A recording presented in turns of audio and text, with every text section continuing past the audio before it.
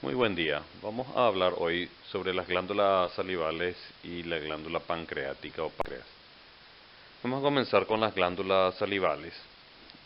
Existen dos tipos de glándulas salivales, las denominadas glándulas salivales mayores, que son la parótida, submaxilar y sublingual, y las menores que están distribuidas eh, por la cavidad oral y la faringe en gran número y en pequeño tamaño. Están algunas glándulas salivales en la lengua, en el labio, en la mejilla, en la zona gingival y en la zona palatina. Las glándulas salivales en conjunto son de tipo túbulo-acinosas compuestas. Estas glándulas salivales se ubican como glándulas anexas al tubo digestivo en la parte de inicio del tracto digestivo para cumplir con ciertas funciones relacionadas con la producción de saliva. Estas glándulas salivales, como la inmensa mayoría de las glándulas, están rodeadas por una cápsula de tejido conectivo que se introduce en el interior del parénquima glandular y tabica ese parénquima glandular en pequeños lóbulos y sus lobulillos dependientes. Estos tabiques de tejido conectivo suelen permitir la introducción de elementos vasculares y nerviosos dentro de la glándula, así como también la salida de los conductos excretores. Pero en el caso de las glándulas salivales tenemos como un elemento relevante en importancia histológica la presencia de numerosos plasmocitos en esos tabiques de tejido conectivo. Estos plasmocitos van a tener un rol en la producción de anticuerpos, que es uno de los componentes de la saliva. Una glándula salival tiene como unidad estructural la denominada cialona, que está constituida por el acino y los conductos asociados al acino. Obviamente una glándula tiene una inmensa cantidad de acinos que desembocan, cuya secreción desemboca en conductos que van fusionándose para formar conductos cada vez de mayor calibre hasta terminar en el conducto de mayor calibre, que es el que desemboca en la boca. Pero para entender la histología dividimos a esta estructura en el llamado salivón o cialona. Está formada por, en primer lugar, el acino, el conducto intercalar, que en este caso vemos en el dibujo de color rosado, el conducto estriado, el de color verde, y el conducto interlobulillar de color celeste. Estos conductos, a medida que nos vamos alejando del acino y estamos llegando a la cavidad oral, los conductos van siendo recubiertos por epitelios cada vez de mayor altura, llegando, como vemos, al epitelio cilíndrico estratificado a nivel de los conductos excretores finos. Aquí tenemos un esquema de cómo los lobulillos van a estar formados por numerosos acinos que van a formar los lóbulos. Los acinos van a desembocar su secreción van a hacer desembocar su secreción en conductos que al fusionarse forman, como dije, conductos de mayor calibre con un epitelio cada vez más alto que se vuelve estratificado y que desemboca en la boca. Lo que vemos aquí en color amarillo serían los componentes conjuntivos, rodeando a la glándula y también tabicando la glándula. Hay dos tipos básicos de acinos, que serían los acinos serosos, con las células que nosotros ya estudiamos en lo que sería epitelio glandular.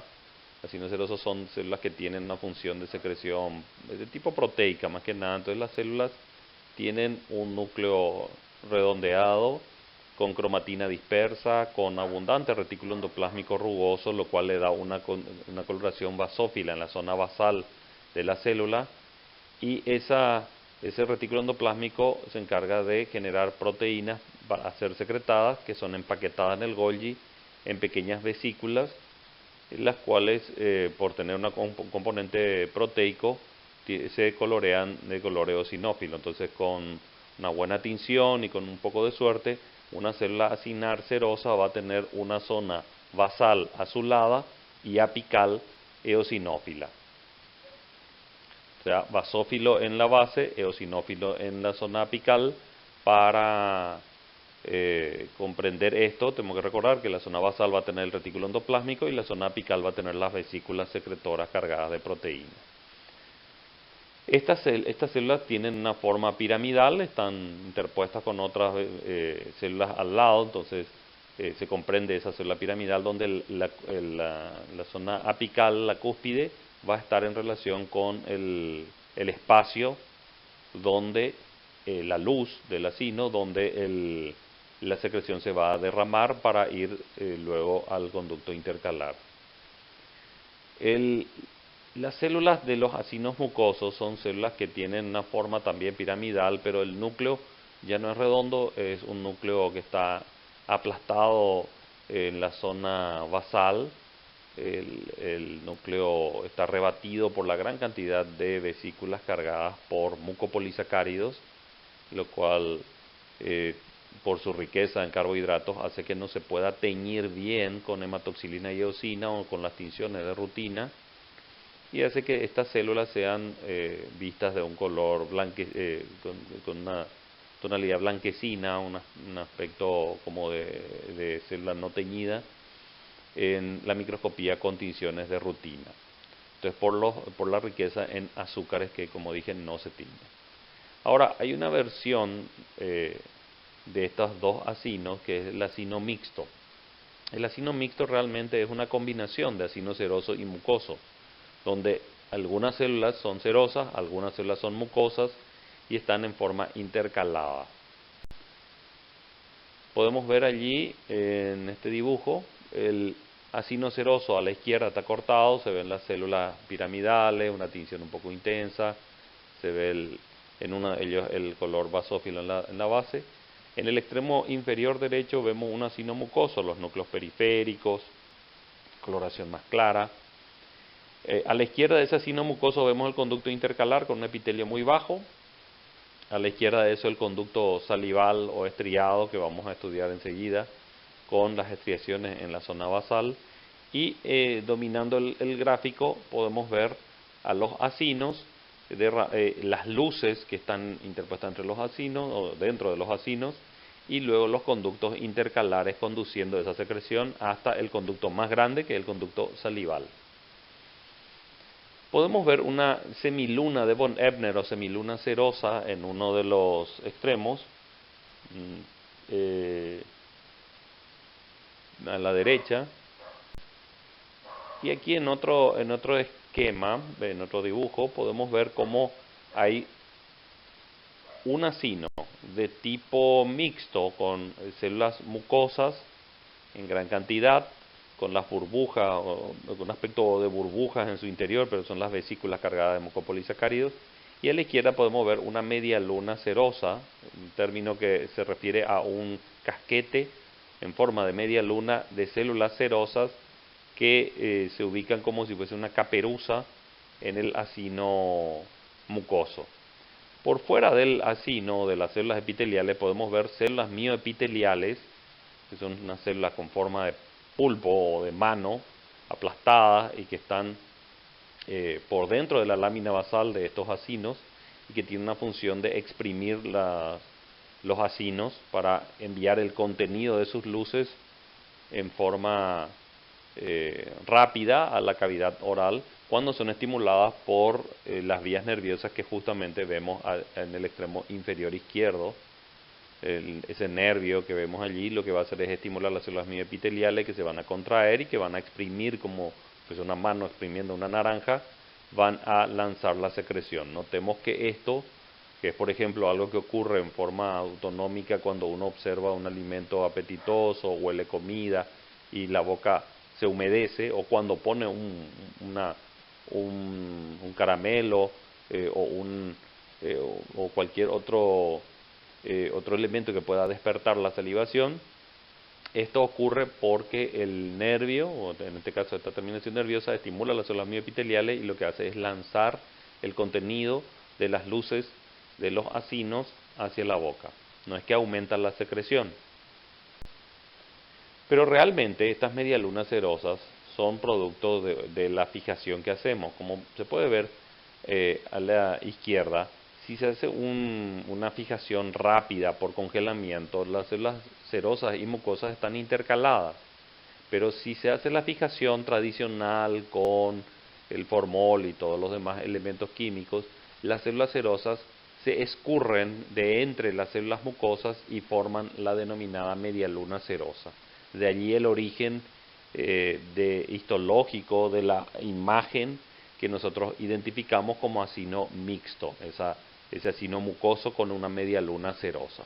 Y aquí vemos que es realmente un producto de lo que denominaríamos en histología artefacto, o sea, un error en la preparación, o una situación generada en la preparación, crea una imagen que no es la que podemos observar in vivo.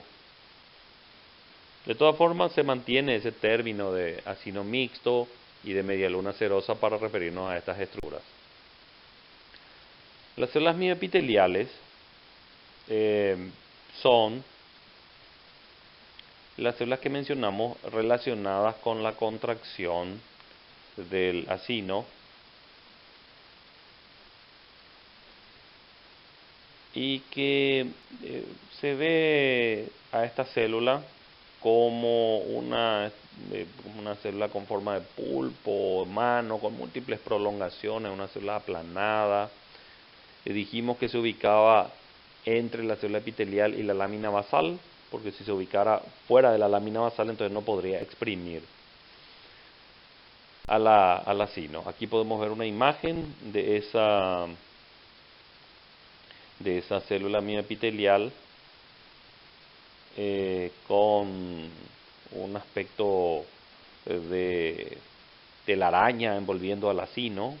Lo que vemos en color oscuro son las células mioepiteliales, inclusive se puede ver en algunas la sombra del núcleo en las zonas donde el citoplasma es más abundante, y luego múltiples prolongaciones que se ramifican y se interconectan con ramificaciones de otras células mioepiteliales, envolviendo totalmente el acino y permitiendo, por lo tanto, una contracción que exprima correctamente al acino y envíe su secreción hacia la boca. Otras imágenes de las células mioepiteliales, microscopía electrónica a la izquierda, con inmunohistoquímica a la derecha, inmunofluorescencia.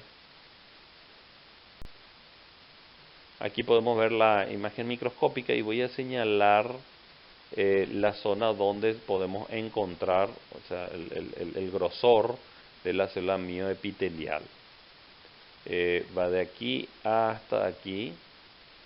Tenemos luego la lámina basal por fuera, abajo sería en el dibujo, y vemos también un linfocito. Alcanzan a ver, como dije, estas células van a estar relacionadas con el tema de la producción de anticuerpos después, porque se van a transformar en plasmocitos, que es lo que necesitamos para la producción de anticuerpos presentes en la saliva. Ahora, dejando de lado lo que sería el acino y las células mioepiteliales que tiene asociadas, pasamos a los conductos excretores. Dijimos que estos son los tres principales. El conducto, perdón, se fue para atrás. Los conductos de mayor calibre son los interlobulillares, interlobares, los que están entre los lobulillos, los que están entre los lóbulos, los que están en el tejido conectivo, en el tabique. Y esto ya tiene un epitelio que va de cúbico estratificado a cilíndrico estratificado, y cuando llega a la boca sufre transición a plano estratificado no queratinizado, que es el epitelio de la boca. Pero es uno de los pocos lugares donde podemos encontrar un epitelio de tipo cilíndrico estratificado en el cuerpo. Ahí vemos un resumen de todo con los acinos, algunos serosos, algunos mucosos, la medialuna serosa, el conducto intercalar, luego el estriado, y vemos un detalle que no está siendo mencionado, que las células mioepiteliales no solo están en el acino, sino que también acompañan en parte a los conductos para, como dije, exprimir todo lo que hay ahí en la luz de los conductos y enviar esa saliva en poco tiempo a la boca cuando hay un alimento presente.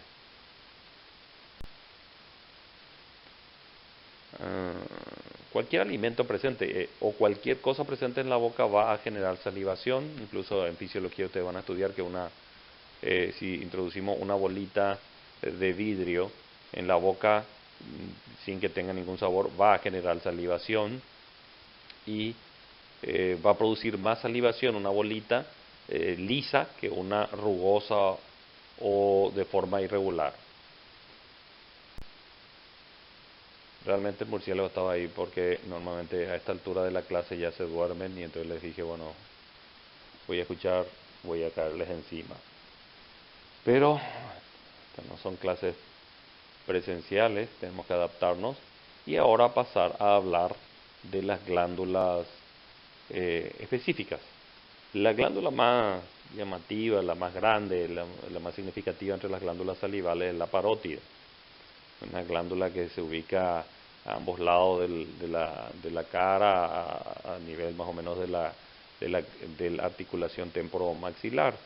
Estas glándulas son de tipo seroso, casi puras, tienen un conducto excretor que se denomina de Stensen, que desemboca en la zona correspondiente al segundo, por encima del segundo molar superior. Y si uno pasa la lengua por la parte de arriba en el espacio entre los dientes y la mejilla, uno va a sentir una protuberancia pequeña, o quizá una zona que parece de desviación del maxilar superior. Ese es el punto donde los odontólogos ponen su algodón para justamente captar la saliva que sale en ese punto del conducto de Stensen. Fácil de identificar. En esta glándula parótida vamos a encontrar dos detalles interesantes y que son prácticamente exclusivos de la glándula parótida. Vamos a encontrar en los cortes histológicos frecuentemente adipocitos y filetes nerviosos. El tejido adiposo está presente en la glándula parótida en una cantidad que no encontramos en ninguna otra glándula salival, y los filetes nerviosos corresponden a ramas del nervio facial que entra en la glándula parótida y se ramifica dentro de la glándula parótida. Aquí podemos ver una imagen de la glándula parótida. ¿Cómo sé que es una glándula parótida? Porque son acinos serosos con el núcleo redondo. Estoy señalando uno de los núcleos redondos. Y los acinos se identifican relativamente bien. Estoy tratando de limitar uno de los acinos. Y algunas células adiposas que están señaladas aquí. Es seroso, por lo tanto tiene vesículas cargadas de un componente proteico. Pasamos a la glándula submaxilar. Esta glándula es seromucosa, de hecho su nombre sirve como una suerte de mnemotecnia para recordar su composición histológica. Submaxilar SM, seromucosa SM. ¿Qué significa seromucosa? Que tiene mayor cantidad de componente seroso que de componente mucoso. Las glándulas submaxilares se ubican en el piso de la boca, tienen un conducto excretor que desemboca a ambos lados del frenillo lingual, o sea, en el piso de la boca, que son el conducto de Wharton. Se identifica porque tiene mayor abundancia de componente seroso que de mucoso. Lo que vemos aquí más blanco, voy a señalar uno en color rojo, es un acino mucoso. Hay una mayor abundancia de acinos serosos y una menor proporción de acinos mucosos, que se ven de color blanco y con los núcleos en la periferia. Y lo que vemos en color un poco más, de un rosado más claro, serían los conductos excretores. Estos conductos excretores que voy a marcar con verde, estos conductos excretores, voy a marcar uno con verde, pero que pillen después. Verde muy clarito, son conductos de tipo probablemente estriados, si vemos a mayor aumento. Aquí estamos viendo a mayor aumento los acinos serosos, mucosos y algunos acinos mixtos, como el que está en el recuadro inferior izquierdo, donde está un acino mucoso con una media luna serosa. Lo que se ve a la derecha, en el recuadro inferior derecho, es un conducto estriado. Noten en la zona basal, que sería hacia afuera, las estriaciones. El centro, el círculo en el centro es la luz, o sea, la zona apical de la célula. Su base va a ser en la periferia y allí se ven como líneas, algunas de estas células como unas líneas rosadas más intensas que denotan que son los pliegues cargados, ocupados por mitocondrias. Y eso es lo que hace que sea denominado un conducto estriado. Y tenemos otro conducto. Un detalle, esta imagen está identificada en el atlas como de una glándula submandibular, estoy señalando. Sería submaxilar. Y si es submaxilar tendría que ser seromucosa. O sea que tendría que tener mucha abundancia de componente seroso, menor cantidad de mucoso. Pero acá estamos viendo realmente en forma proporcional mayor componente mucoso. Entonces, para hacer el diagnóstico, vamos a mirar eso. Hay más seroso que mucoso, es submaxilar. Si hay más que mucoso que seroso, es sublingual. Y si solo vemos seroso, es parótida. Estamos viendo en el recuadro otro acino mixto con componente mucoso central y medialunas serosas periféricas. Los conductos de vuelta están señalados, pero son conductos de tipo interlobulillar, porque están en el tejido conectivo, en el colágeno. Son de mayor calibre. Estamos viendo algunos acinos serosos, algunos mucosos, y lo que vemos de un color más claro y que voy a delimitar con una línea verde es un conducto excretor, no un acino. Los acinos ven cómo tiene un aspecto puntillado. Los acinos serosos tienen ese puntillado eosinófilo intenso porque tienen proteínas en su secreción. Y las células acinosas mucosas tienen también un puntillado porque también tienen organela, también tiene secreción que en parte es proteica. Son mucopolisacáridos, o sea, proteínas asociadas a una gran cantidad de azúcares, lo que secretan los acinos mucosos, que tienen su núcleo en la periferia, como podemos observar. Voy a señalar uno de los núcleos para que vean cómo es periférico, abajo a la izquierda. Una imagen de microscopía electrónica, hay una célula serosa y una célula mucosa al lado. Voy a tratar de delimitar ahí la célula mucosa para que podamos tener presente que esto es tanto mucoso como seroso, y la luz está marcada como lumen. Finalmente, la glándula sublingual es de tipo, como dije, mucoserosa. Submaxilar es SM, submaxilar es seromucosa. Bueno, sublingual es al revés, mucoserosa. También desemboca su secreción en el conducto de Wharton, en el piso de la boca, a ambos lados del frenillo de la lengua, que es precisamente donde ponen también los odontólogos sus algodones cuando tratan de captar la saliva.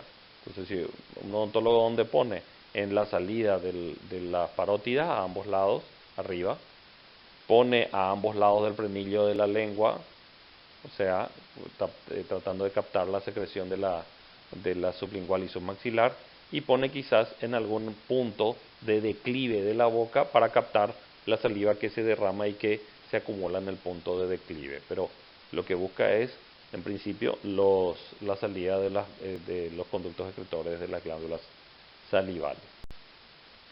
Esta es una imagen de la glándula sublingual, componente mucoso abundante, hay un conducto en el centro abajo, pueden ver, voy a tratar de señalar en verde otra vez, más suavecito, pero vemos pequeñísima cantidad de acinos serosos, realmente aquí no se nota, porque la glándula sublingual tiene como islotes de acinos serosos, es como un mar de acinos mucosos con islas de acinos serosos, no están entremezclados en forma dispersa como en la glándula submaxilar.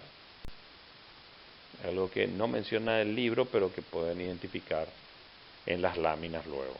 Aquí podemos ver los acinos mucosos más de cerca, mayor aumento, con las células claras y los núcleos en la periferia, en algunos casos un poco aplastaditos, en otros parecen casi redondeados los núcleos, pero están hacia la periferia.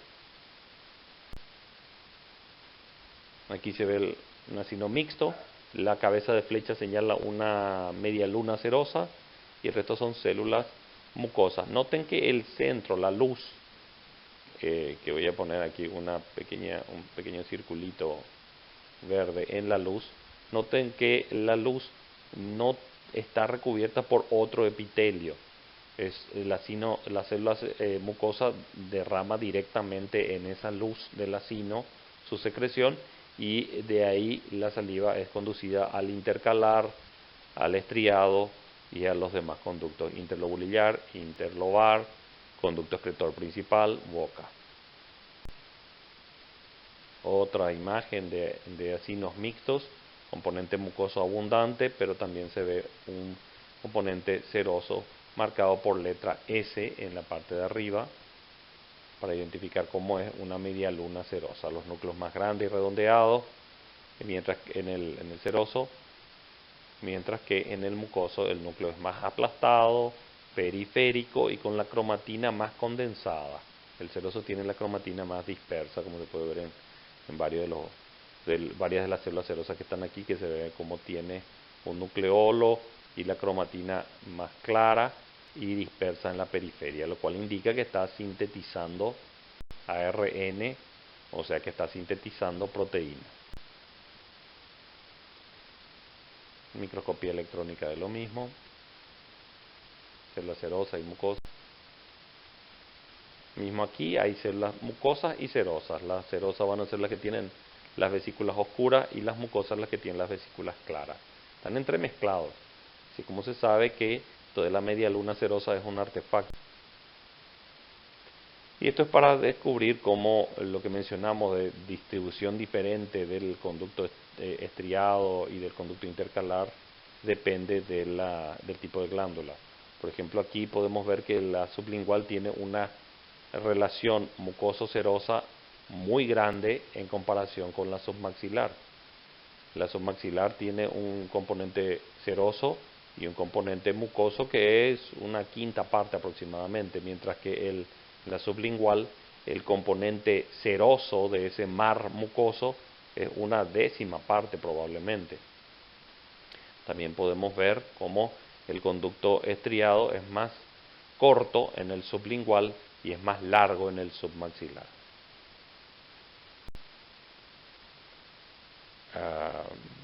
Bueno, yo puse antes cuando preparé la clase, pero ahora está teniendo una relevancia así nefasta. Pero bueno, siempre nosotros decimos que, o sea,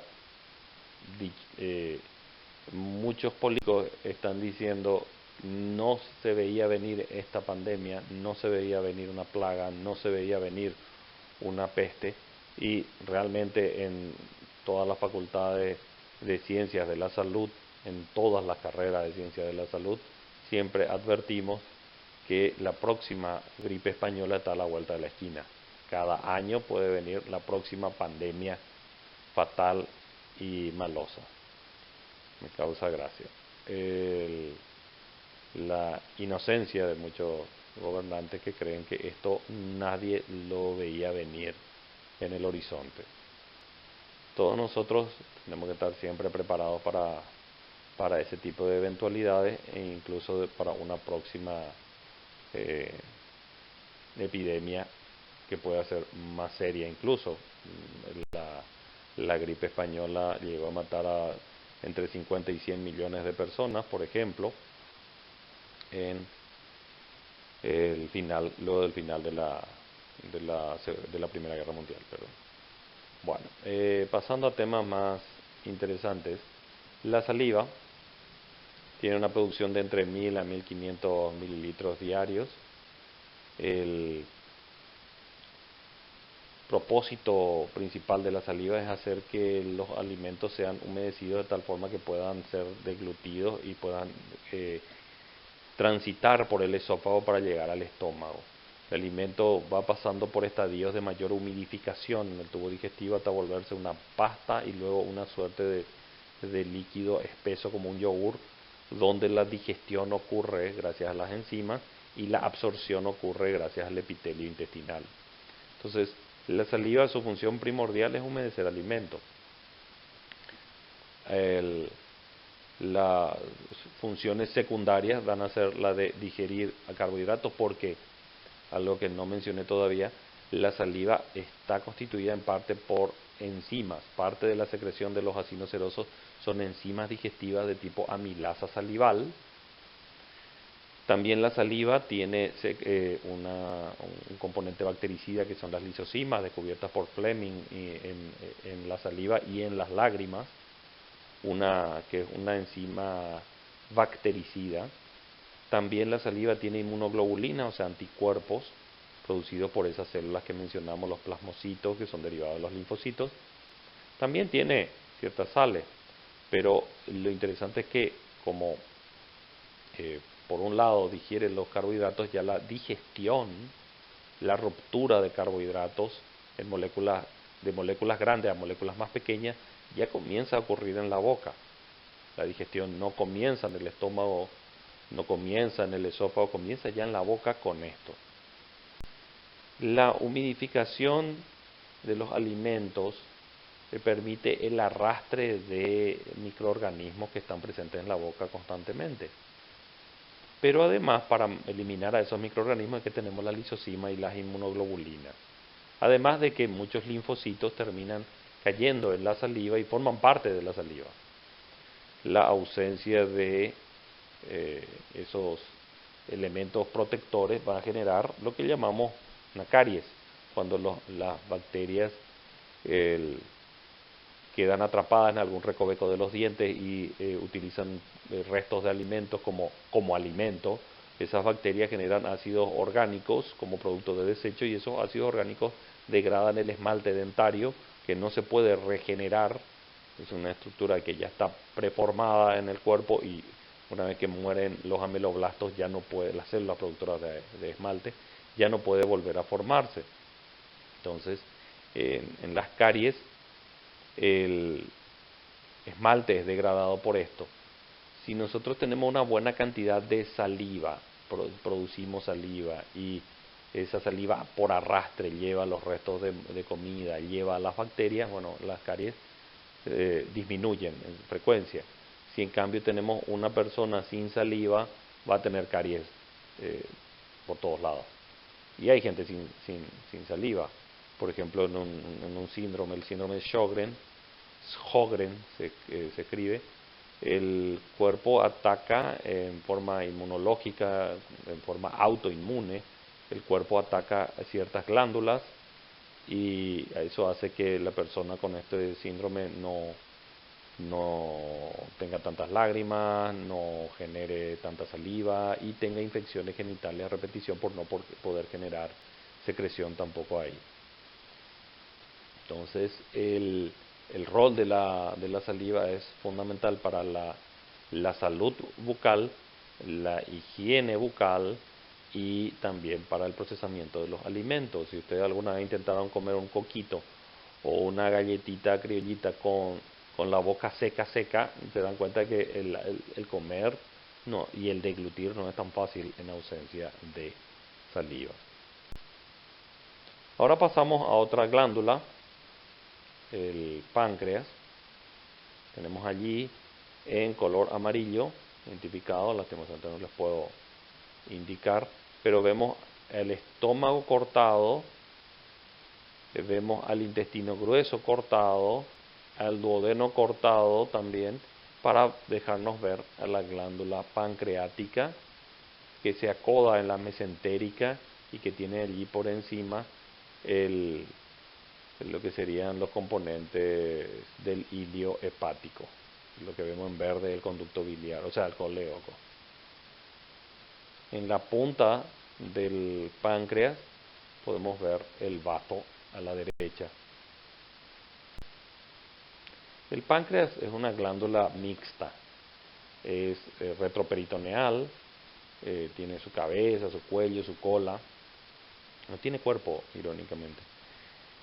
El páncreas, decía, es una glándula mixta, tiene un componente de secreción exócrina que desemboca en la segunda porción del duodeno y un componente endocrino que se derrama hacia la sangre, hacia los capilares. La secreción exócrina desemboca en el duodeno gracias a un conducto que se denomina conducto de Wirsung. A veces tiene un conducto accesorio que se llama de Santorini y desemboca a nivel de la ampolla de Vater, compartiendo esa ampolla con el colédoco.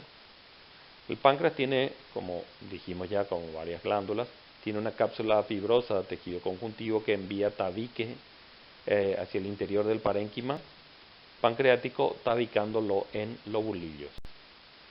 Aquí podemos ver los acinos serosos y también podemos ver una zona, que voy a señalar aquí, de coloración más clara que llama la atención en la microscopía.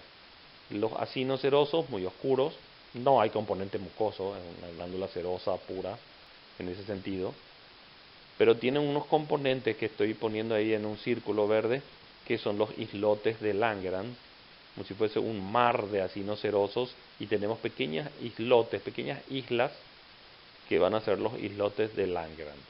El conducto se ve en medio, un conducto se ve en medio del tejido conectivo en esta imagen, en este dibujo. Estos acinos serosos, acá en color celeste, en el dibujo, van a tener ciertas diferencias con los acinos serosos de las glándulas salivales. ¿Cuáles son esas diferencias? Acá ya vemos una. El conducto intercalar no comienza al final del acino. El conducto intercalar se mete dentro de la luz del acino, formando una porción intraacinar del conducto intercalar. Podemos ver allí en color amarillo cómo el conducto intercalar se mete dentro del acino, y esas células que están dentro del acino y que son del conducto intercalar se llaman células centroacinares. Está aquí mencionado, células centroacinar. Entonces, el acino seroso derrama su secreción en una luz recubierta por un epitelio de células centroacinares del conducto intercalar, dependientes del conducto intercalar. Se derrama esa secreción en el conducto intercalar, que pasa al conducto intralobulillar. No hay conducto estriado. El conducto estriado es exclusivo de las glándulas salivales, por eso que muchos le llaman el conducto salival. Y lo que vemos en color verde es un islote de Langerhans. Lo que parece un acino verde no es un acino, es un islote de Langerhans con capilares en su interior, donde las células del islote de Langerhans, que son endócrinas, van a liberar su producto. Obvio, se van a nutrir de lo que llegue con el capilar, oxígeno y glucosa y nutrientes, pero también van a derramar en esos capilares su secreción endocrina. Aquí tenemos otra imagen del acino seroso pancreático y cómo hay una porción del conducto intercalar que se mete en el acino, que forma las células centroacinares. Noten también a la célula acinosa cómo tiene su zona basal azul y apical con puntitos rojos, por las razones que mencioné hace un rato. Lo amarillo vendría a ser el aparato de Golgi. Otra imagen que nos muestra cómo las células acinares derraman su secreción en el conducto recubierto por células centroacinares. Eso hace que se pueda identificar al páncreas exócrino por la presencia de núcleos dentro del acino, porque es muy parecido el páncreas a la parótida, son puros acinos serosos, pero a diferencia de la parótida, el páncreas tiene en el centro de sus acinos células centroacinosas o centroacinares. Que el páncreas exócrino, ¿qué función tiene? ¿Qué hace el acino seroso del páncreas? Secreta enzimas digestivas que son capaces de digerir prácticamente todo lo que la persona consume como alimento. Tiene enzimas capaces de degradar péptidos, o sea, proteínas. Tiene endopeptidasa, exopeptidasa. Tiene enzimas capaces de degradar carbohidratos, amilasas. Lípidos, lipasas. Ácidos nucleicos, nucleasas. Hay muy pocas cosas que no van a estar hechas de proteínas, azúcares, lípidos o ácidos nucleicos. Son las moléculas orgánicas. ¿Qué es lo que no va a poder digerir, por ejemplo, el páncreas? No va a poder digerir celulosa, o sea, plantas, ensaladas. Es por eso que se consumen, no pueden ser digeridas. Entonces, aunque entran en el tubo digestivo, aunque dan una sensación de saciedad, realmente no son digeridas, por lo tanto no son absorbidas, por lo tanto son desechadas de forma intacta muchas de muchos de los componentes de nuestra alimentación, porque están hechos de celulosa. Ahí podemos ver el Wirsung y el accesorio de Santorini, que debería estar arriba. El accesorio de Santorini, acá parece que el accesorio va para abajo. El Wirsung cruza por delante del colédoco. Vean cómo el páncreas tiene a la izquierda su punta, su cola, ¿verdad? Tiene su cuello, tiene su cabeza. Su cuerpo es insignificante desde el punto de vista médico, porque a nosotros nos interesan dos zonas del páncreas: la cabeza del páncreas y la cola del páncreas. La cabeza porque es asiento de muchas patologías. El cáncer de páncreas en la cabeza, las zonas de obstrucción del Wirsung donde se origina la pancreatitis en la cabeza, usualmente. Y la cola es interesante para nosotros porque tiene una gran abundancia allí de islotes de Langerhans.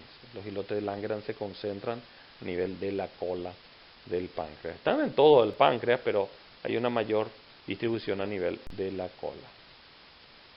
Bueno, otra imagen que nos muestra el acino y un conducto intercalar metiéndose dentro del acino, y nos muestra los núcleos dentro del acino, el núcleo de la célula centrinal. Podemos ver cualquier acino, voy a señalar uno. Este es un acino, más o menos, y podemos ver cómo la cabeza de flecha señala un núcleo en el centro de ese acino. Es una célula centroacinar. Eso es lo que hace que uno pueda identificar esto como páncreas. En el centro del acino hay núcleos marcados aquí como con cabeza de flecha, y que son núcleos de las células centroacinares. Podemos ver también cómo las células del acino seroso tienen esa dicromasia que mencioné, tiene la forma piramidal y tiene la zona basal azul, apical roja, núcleo redondo, nucleolo, cromatina dispersa. La parte de abajo, retículo endoplásmico, la parte de arriba, gránulos cargados de proteínas. Aunque aquí parece largo, hay que destacar dos cosas nomás en los conductos del páncreas: que hay una porción centroacinosa del conducto intercalar, algo que no había en la glándula salival; que no hay conducto estriado, no existe un conducto estriado, y lo demás es similar. El epitelio se va haciendo cada vez más alto, se va haciendo cilíndrico, después se va haciendo estratificado, después ya va adquiriendo las características de su desembocadura, que cuando era la boca era epitelio plano estratificado, no queratinizado, pero como aquí es intestino, el epitelio de los conductos se vuelve cilíndrico con células caliciformes cuando desemboca prácticamente. Ahí tenemos una desembocadura común del Wirsung con el colédoco. El colédoco se anastomosa o se conecta con el Wirsung. Podemos ver el Santorini por arriba del Wirsung, que es como debería de estar. Ahí tenemos de vuelta el Wirsung, como recorre de extremo a extremo al páncreas recogiendo la secreción. y cuando se produce una obstrucción del Wilson, bueno, las enzimas se activan y comienzan a degradar al propio páncreas, en una patología que llamamos pancreatitis agua necrótico hemorrágica. Cuando eso, por ejemplo, un cálculo en el colédoco obstruye la salida de enzimas en el Wilson, porque las enzimas que son secretadas por el páncreas exócrino llegan al duodeno como proenzimas, o sea, como enzimas inactivas, que realmente se activan en el duodeno por presencia de enzimas que están solo en el duodeno. Y el duodeno no es digerido porque tiene su cubierta de moco que le protege de esas enzimas digestivas que están en su interior, o si no, se produciría igual que en el páncreas. En el páncreas si se activan las enzimas degradan el páncreas. Nuestras enzimas no degradan el duodeno porque tiene sus mecanismos de defensa el duodeno. Estamos viendo un conducto de gran calibre a la izquierda, probablemente el Wirsung, y los lobulillos pancreáticos con cabezas de flecha señalando pequeños islotes de Langerhans, pequeñas islas. Cuando el páncreas se ve degradado por sus enzimas, se tiene lo que dijimos pancreatitis, y el dolor de la pancreatitis es lo que aquí está señalado. Las zonas donde duele la pancreatitis, una sintomatología que se asocia también a vómitos incoercibles. Es un paciente con dolor en esta zona, epigástrica, región de zona lumbar, subescapular, es asociado a vómitos, como les dije, sometido a algún análisis, se hace una amilasemia, se ve si hay amilasa en sangre, que no debería de haber, pero si se detecta amilasa en sangre, ya indica que el páncreas se rompieron los acinos serosos, se liberó la amilasa, entró en la circulación sanguínea y bueno, el paciente está con una pancreatitis, una inflamación del páncreas, que es una enfermedad relativamente seria. La secreción del páncreas exócrino es de aproximadamente 1 litro al día. Los conductos intercalares secretan una buena cantidad de sodio y bicarbonato para alcalinizar esto. Recuerden que esto llega a la segunda porción del duodeno, donde el alimento todavía viene con el ácido del estómago. Entonces es bueno reforzar la alcalinización que dieron las glándulas de Brunner en la primera porción del duodeno, reforzar esa alcalinidad para neutralizar la acidez con la que vino el alimento. Entonces esos conductos intercalares del páncreas exócrino secretan buena cantidad de bicarbonato y pueden ser estimulados para producir más bicarbonato si el alimento viene con mayor cantidad de acidez o es un alimento muy rico en proteína, por ejemplo.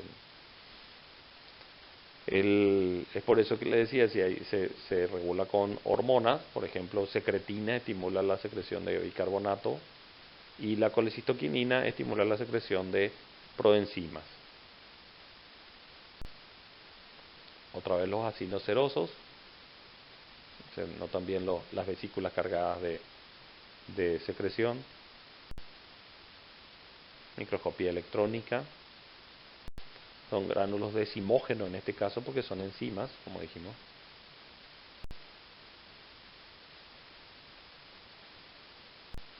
Era una planta de tabaco con genes de luciérnaga, por eso brilla en la oscuridad.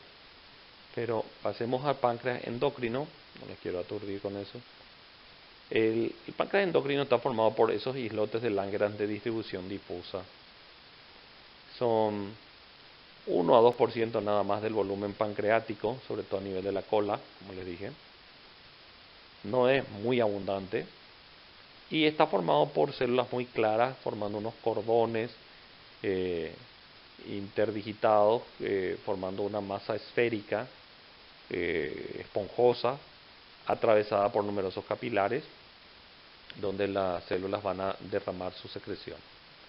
Pero estos pequeños islotes tienen esa forma redondeadita, ovoide, esférica realmente, tiene una coloración más clara, se identifica muy bien en el páncreas y es uno de los parámetros para determinar que estamos viendo un páncreas en la microscopía, tienen no una sola secreción, sino que tienen varias, dependiendo de cuál variedad de células del islote de Langerhans nosotros analicemos, vamos a tener diferentes secreciones. Acá, por ejemplo, tenemos una tinción que está marcando no solo células en la periferia del islote de Langerhans, que son células de tipo secretoras de glucagón, células de tipo A.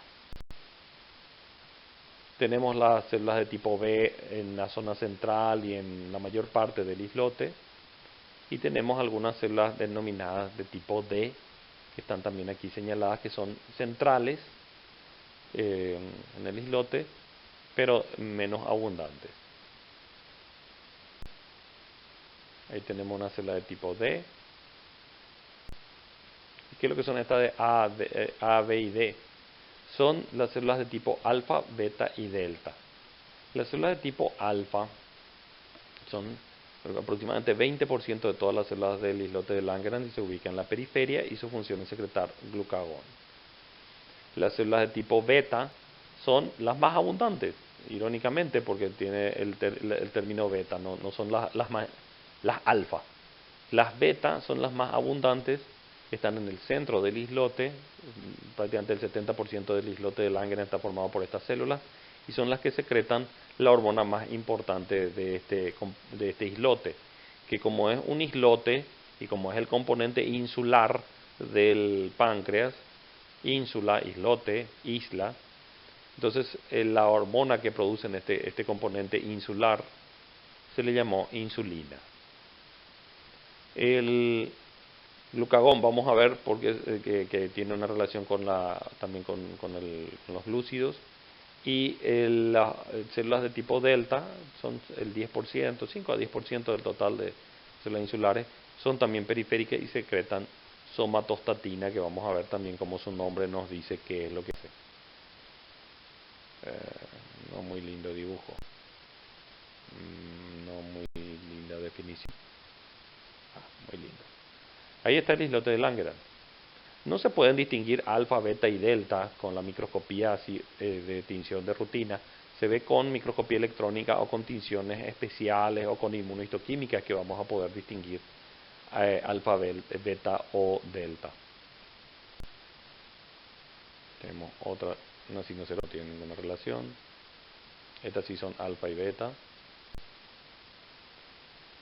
Hay también otras células secretoras endócrinas en el islote de Langerhans, algunas productoras de péptido inhibidor gástrico, que como su nombre indica es un péptido que inhibe al estómago, la secreción del estómago.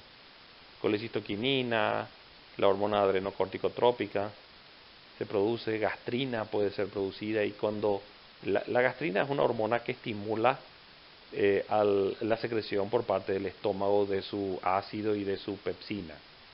Y cuando esa célula productora de gastrina de los islotes de Langerhans sufre una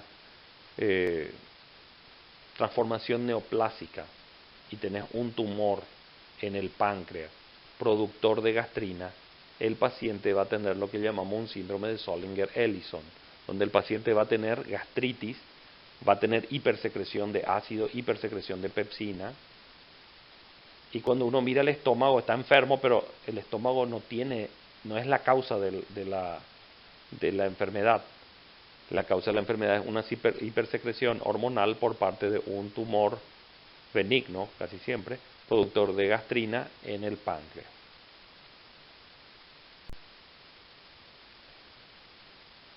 Es para la clase presencial, normal.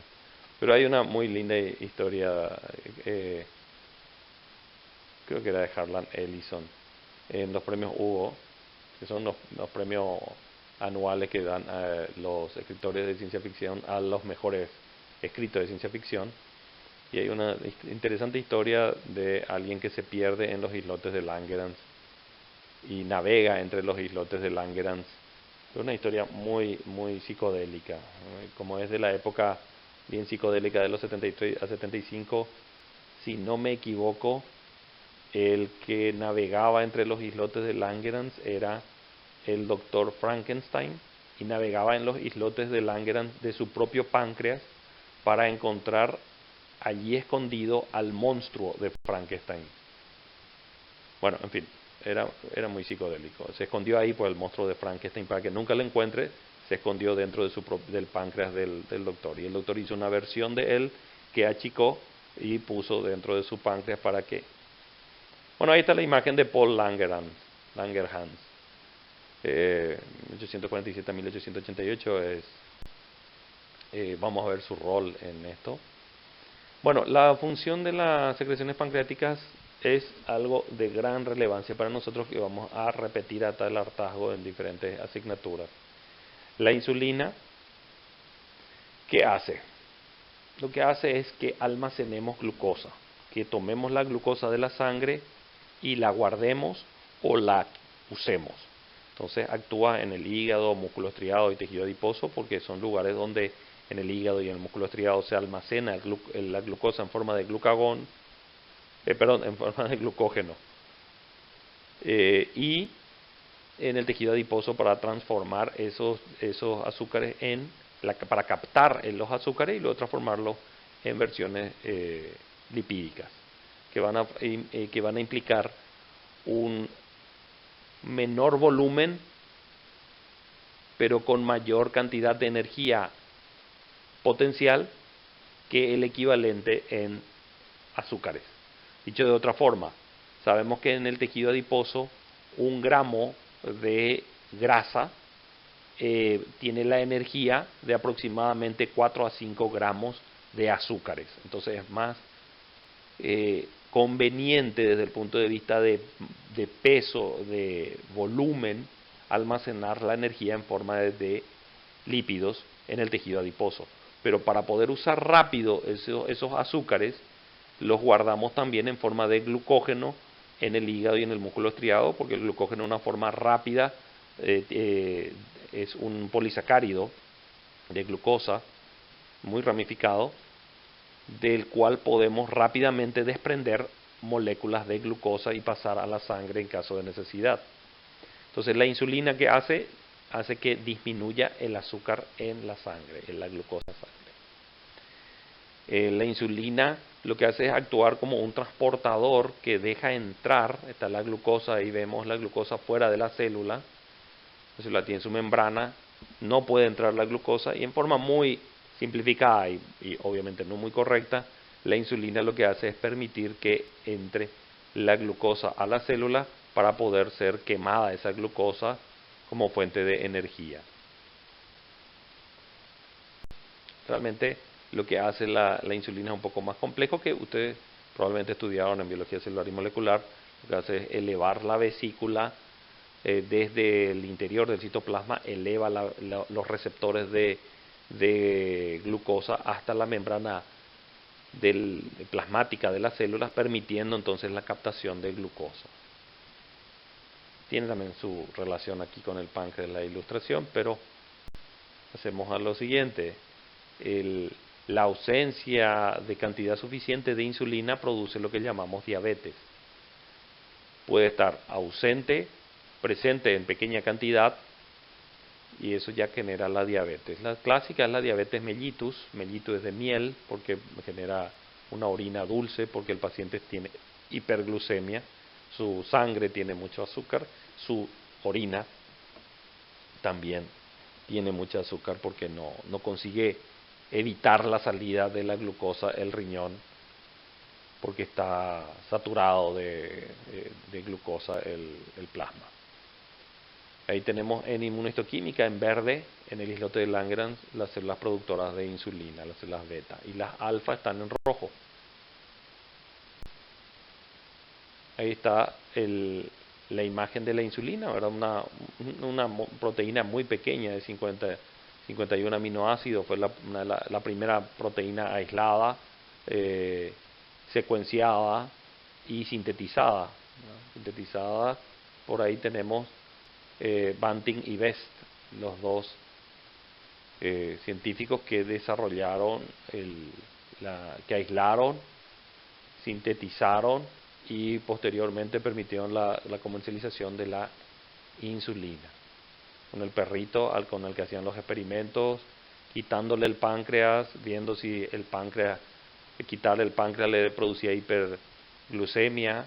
Después machacaron esos páncreas, después machacaron los islotes de Langerhans y luego le inyectaron esos extractos de islotes de Langerhans a niños con diabetes de tipo 1, y esos niños que estaban en coma por la diabetes de tipo 1 se despertaron de su coma de años o de meses, se despertaron porque por fin tenían normoglucemia gracias a la inyección de esa insulina, entre comillas, porque todavía no era insulina aislada y sintetizada correctamente. Posteriormente, en los 80s, la insulina ya conseguimos que fuese fabricada por Escherichia coli. Manipulamos genéticamente a una bacteria, la que produce normalmente dolor de panza, infecciones gastrointestinales, esta Escherichia coli. La modificamos genéticamente, le insertamos genes humanos de insulina, y entonces esa insulina es producida por unos tanques de cultivo de Escherichia coli, haciendo que la insulina sea accesible prácticamente a todo el mundo a un precio módico. Las ampollas están a unos $10, creo, más o menos en todo el mundo. 10 a 20 dólares las ampollitas de insulina, mientras que en Estados Unidos está a $500 por una cuestión de monopolio que tienen allí algunas empresas. Una empresa. Tienen la ironía de que en todo el mundo la insulina es recondenadamente accesible y en Estados Unidos es extremadamente cara. Canadienses son estos investigadores, y Banting, el mayor, que vemos ahí con anteojos, es el jefe del equipo. Best, el que está a la izquierda, era un estudiante, así que no fue incluido en el artículo original publicado sobre esto por una cuestión de protocolo. Y el jefe del laboratorio, MacLeod, que estaba de viaje en ese momento, pero que autorizó el uso de sus instalaciones para el experimento, ganó el premio Nobel de Medicina y Fisiología junto con Banting, y Best no recibió el premio Nobel. De todas formas, Banting, que acá le vemos, le dio la mitad de su premio en metálico, o sea, de dinero, a Best, y siempre dijo que se merecía también el premio Nobel y que hizo el trabajo. Mientras que MacLeod, que no estaba de viaje, en su lápida figura que él descubrió la insulina, irónicamente. Bueno, mejor pasamos a lo... Ahí está el símbolo de la lucha contra la diabetes, el color, el celestito, y el círculo para la diabetes, y el 14 de noviembre se conmemora el Día Mundial de la Diabetes en relación justamente con lo que tenemos allí de Banting y Best, el descubrimiento, y ahí tenemos justamente la lápida de MacLeod con el comentario de que es co-descubridor de la insulina. Bueno, ya se me pasó un poco ahí la cosa, así que no voy a hablar de lo de la derecha, estimado, para que no se nos consuma todo el tiempo. Pero es la única Madonna que no está en el Vaticano y que... Bueno, me cayó. Glucagón. El glucagón es una hormona que tiene una acción opuesta a la de la insulina. Lo que hace es producir hiperglucemia. O sea, aumenta la glucosa en sangre. Hace que la glucosa se libere a la sangre. Hace que el glucógeno se degrade y la glucosa se vaya liberando hacia la sangre. También hace que la grasa se movilicen, se libere en forma de unidades energéticas, tanto los lípidos como las proteínas. O sea, es una hormona que se libera en situaciones de hipoglucemia, de hambre. La somatostatina, dijimos que íbamos a ver cómo su nombre era indicativo de lo que hacía. Dividamos esto: somato es cuerpo y estatina es estático, que se quede quieto. Y eso es lo que hace esta hormona. Esta hormona, cuando se libera, hace que el cuerpo se quede quietito. Lo que hace es... tiene varias funciones, pero en el páncreas, su función es decirle al páncreas quietito, tranquilo, para un poco. Entonces inhibe la secreción de insulina y también la de glucagón. Le dice a los dos, paren. Quédense estáticos, quietos. En este Hieronymus Bosch, el Bosco, un pintor de la alta Edad Media, en la transición con el Renacimiento, de Flandes, sería la zona de Bélgica más o menos. Este pintor tiene unas pinturas muy interesantes. Ustedes probablemente conozcan el Jardín de las Delicias de él, donde representa el cielo, la tierra y el infierno. Tenía una forma muy curiosa de pintar, en esa época un poco primitiva para la pintura, no tenían un sentido de perspectiva, pero era muy simbólico en sus pinturas. Y aquí él pinta los 7 pecados capitales. Voy a pintar en madera él, no en lienzo. Y arriba vemos el pecado que nos importa, que voy a poner invertido y acercado. La gula. Aquí él representa la gula y nos muestra a un paciente con hiperglucemia, con diabetes mellitus. ¿Dónde está nuestro paciente con diabetes mellitus? ¿Cuál es entre los 4 nuestro paciente con diabetes mellitus? A ver, les escucho. No es ese, es el de la derecha. Este paciente es el que tiene diabetes mellitus. ¿Por qué? Porque los síntomas de la diabetes mellitus son polifagia, come mucho, polidipsia, toma mucha agua, poliuria, orina mucho, y pérdida de peso. El paciente de la derecha está flaco, tiene lo que parece ser una pata de pollo en su bolsillo, está tomando agua y podemos ver abajo a la izquierda su inodoro, la sillita con un agujerito donde orinan. Hieronymus Bosch era muy simbólico, ¿verdad? Algunas de las cosas que podemos ahí ver, el bastón significa esto, el sombrero con la flecha es la forma en que él criticaba a fulano de tal, que era alcalde de tal parte. Es increíble el detalle de eso. Noten que parece un dibujo no tan sofisticado de nuestros parámetros, porque es de la alta Edad Media. O sea, esto no, como le dije, no tenían el sentido de perspectiva bien desarrollado en la pintura, pero tenemos ahí el paciente prediabético en el medio, polifagia, pero gordo. Niño, gordito, futuro diabético. Paciente de la derecha, flaco, tomando agua. Ese ya está diabético, ese ya está, no es diabetes galopante. Y a la izquierda vemos la fomentadora de la diabetes, que es la señora que está trayendo comida. ¿Ah? La dieta importante en el tema de la diabetes. Y esos elementos de la diabetes que mencionamos son producto de un desbalance en la capacidad que tiene el páncreas endocrino de mantener una glucemia en los límites normales.